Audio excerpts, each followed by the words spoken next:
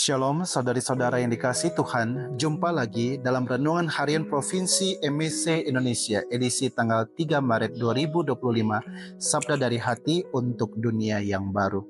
Sobat-sobat yang dikasihi Tuhan, saudari-saudara yang dikasihi Tuhan, di dalam tarekat MEC dan juga dihidupi oleh banyak tarekat, dalam biarawan atau biarawati ada 3 kaul yang harus diucapkan sebagai tanda penyerahan diri total, dan ada 3 kaul yang diucapkan untuk seumur hidup.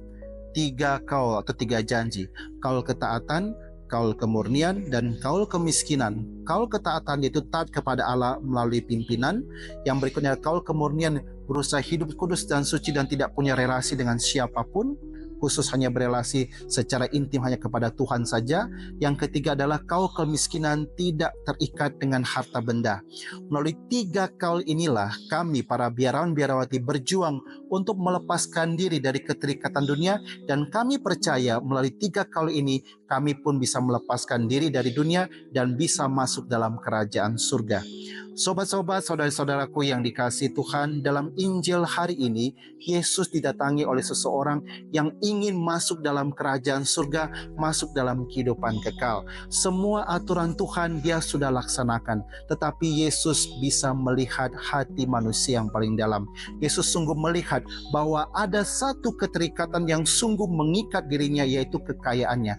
Maka itu Yesus menantang dia, jualah segala harta milikmu dan bagikanlah kepada banyak orang. Dan Yesus tahu pasti dia tidak akan berani untuk melakukan itu semua, karena itulah yang mengikat dirinya. Dan memang apa yang terjadi, memang sungguh-sungguh dia tidak berani dan dia segera meninggalkan Yesus. Ada kata-kata Yesus yang harus dicerna dan ditafsirkan dengan sebaik mungkin. Begitu sukarnya orang masuk dalam kerajaan surga, begitu sukarnya orang kaya masuk ke dalam kerajaan surga. Apa artinya ini semua? Bukan berarti Yesus melarang kita untuk bekerja, bukan berarti Yesus melarang kita untuk mengumpulkan pundi-pundi. Silakan, tetapi yang Yesus tidak inginkan adalah pundi-pundi, harta kekayaan itu mengikat diri kita sehingga merubah diri kita. Caranya supaya kita tidak terikat dengan pundi-pundi kita, dengan harta kekayaan kita, kita mulai berani melepaskan dan berbagi kepada mereka yang susah. Dengan cara kita menerima rapat berkat dari Tuhan yang begitu berlimpah ruah, kita juga harus berani melepaskan itu kepada banyak sesama kita yang membutuhkan. Saudari-saudaraku yang dikasihi Tuhan, Tuhan mengizinkan kita untuk bekerja, silakan. Tuhan juga mengizinkan kita untuk berkreasi dalam pekerjaan untuk menghasilkan uang. Tetapi ingat, kadang-kadang uang yang sangat banyak itu bisa mengubah hati manusia. Bagaimana caranya? Supaya manusia tidak terikat dengan uang, supaya manusia pun tidak diubah hatinya, maka itu banyaklah berbagi kepada mereka yang susah. Lepaskanlah pundi-pundi, lepaskanlah harta kekayaan kepada banyak orang. Percayalah, orang-orang yang sering kali berbagi atau berderma harta kekayaannya tidak pernah akan kekurangan, maka malahan dia akan semakin ditambahkan dan ditambahkan.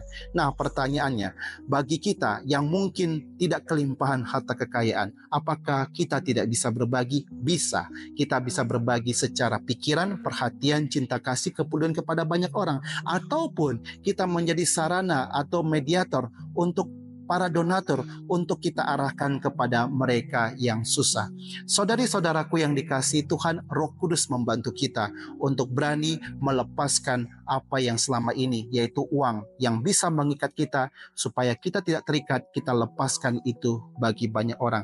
Kita juga bisa menjadi sarana kepedulian, cinta kasih, perhatian kepada orang, sebagai caranya kita untuk juga bisa berbagi kepada mereka yang susah. Shalom, Tuhan memberkati Anda semuanya.